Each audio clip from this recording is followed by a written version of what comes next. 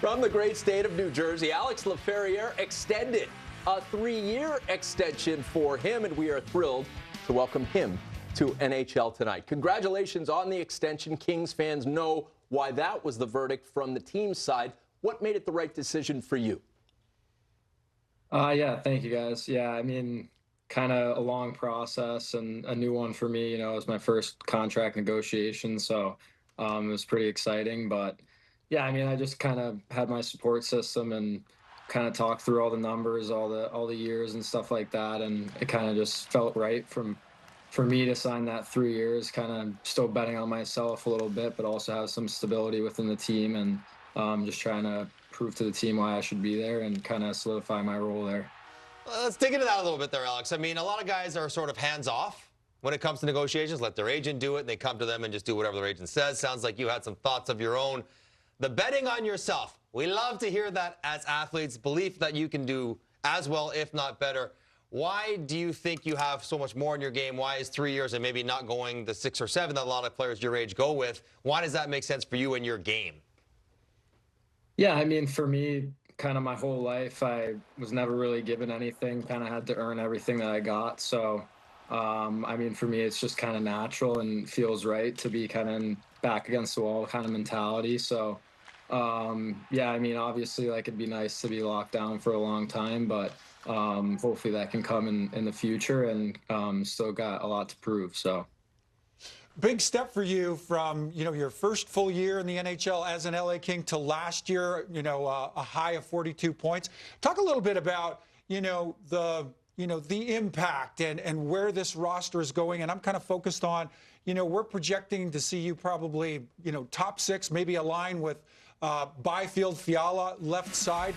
What are the aspirations? How do you see, maybe that second line coming together to really help this team take a big step forward next year? Yeah, I mean, for us, we're looking at playoffs, and we want to win playoff rounds. And I think we have a really deep team, and it showed last year how deep our top 9 was, and we got a little deeper, adding guys like Corey Perry and Armia. So, I mean, I think everybody in our locker room is really excited, but for our line specifically, we kind of want to drive things. All 3 of us are fast, hardworking players, and obviously it's nice whenever I can get those to the puck. It's a good thing for me. So, yeah, I mean, it's so much fun playing with those guys. They make my life pretty easy. So, yeah, hopefully I can continue to play with them. You mentioned trying to win playoff rounds. It's a familiar story, but we have to ask about it. 4 straight years, the Oil eliminating the Los Angeles Kings. And going back some time, it's been a very one-sided rivalry in the playoff history. You, of course, not involved in all of that, but from inside the room, the perspective, losing to the team that's played the last 2 Stanley Cup finals from the Western Conference, no shame in that. What's the perspective among the players about where you are and how far away you are from winning a playoff round or more? Yeah, I mean, kind of the thought in the locker room is that should be us playing for the Stanley Cup. I mean, we know that we're right there, and we had a chance to beat those guys. And yeah, we were just thinking if we get through those guys, then it'd be us playing for the Stanley Cup. And we know we have the guys in the locker room to be able to do that. So obviously it stinks, but yeah, I mean, just looking at guys like Kopi and Dewey, they know what it takes to win, and now we added a lot more guys that know what it takes to win as well. So those guys will be guys that we can rely on as well. So yeah, it's very exciting for us, but it definitely sucks looking at the past, but we're looking at the future. Well, you got Corey Perry in your team, so you're pretty much guaranteed to get to the True finals. story. So, I mean, we got that going in your direction. So, That's what he does. as Stu mentioned, Alex, you took a big step from year 1 to year 2.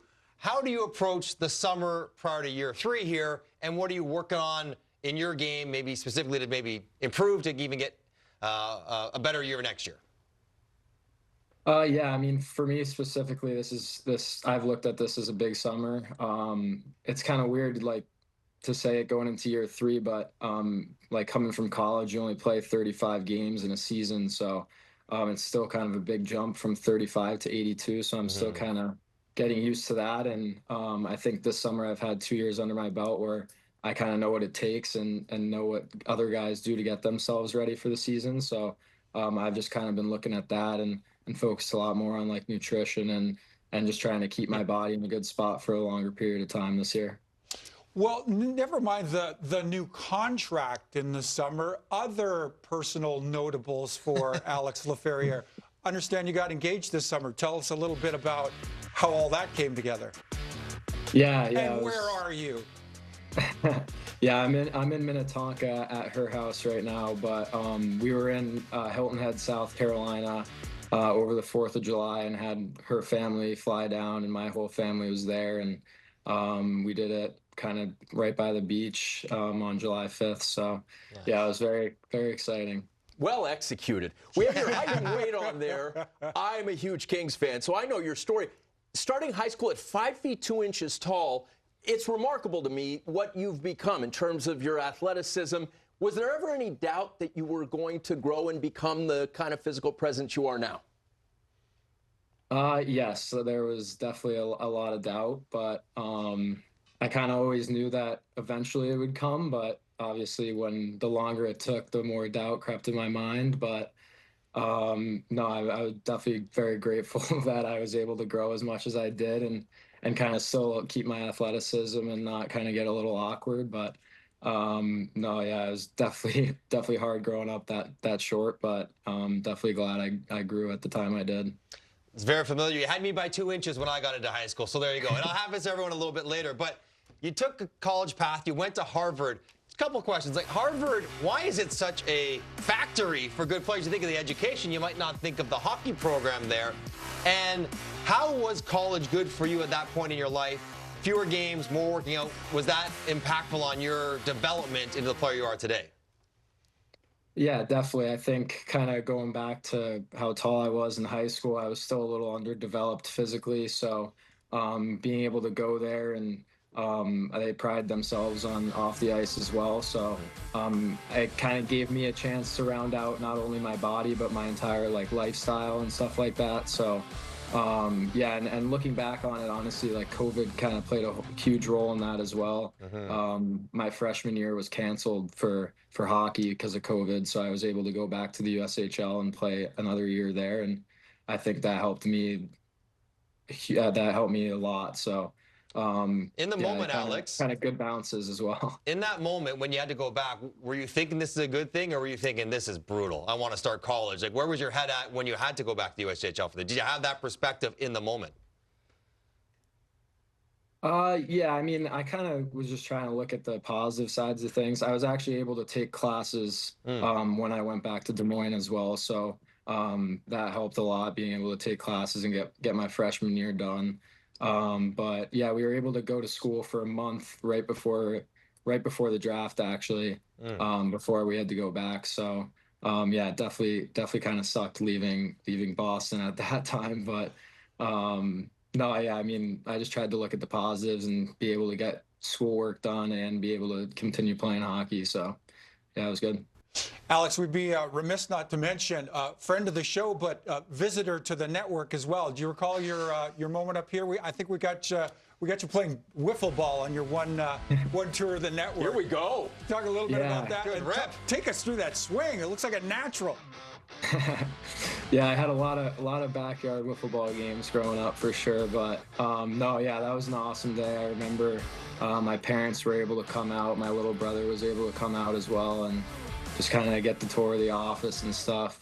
And actually, I saw Weeksy at up in Alpine, New Jersey the other week. We had like a charity game, and he made a showing out there. So good deal. yeah, it was good seeing him. The last time I saw him was at the office as well. So yeah, it was pretty fun. All right, Alex, last one. Settle the debate for us. You said you played some wiffle ball growing up. Stu just had a baseball in his hand. He is a very fit 60 years old. He thinks he can throw a baseball 70 miles an hour, and he's never played baseball before growing up. We need you to say over/under on Stu Grimson being able to throw it 70 mph with a bit of a warm-up. I believe in him. I think he's Boy, come on, my boy. They called him the Grim Reaper, Alex. Good answer. No matter what. Have you seen the levers on this kid? Oh, like, have you seen the levers? I'm not buying it. I'm taking the under. His fists are the size of my skull. Good answer, Alex. Keep up the great work. Okay. We're really happy for you. Yeah, thank you guys so much.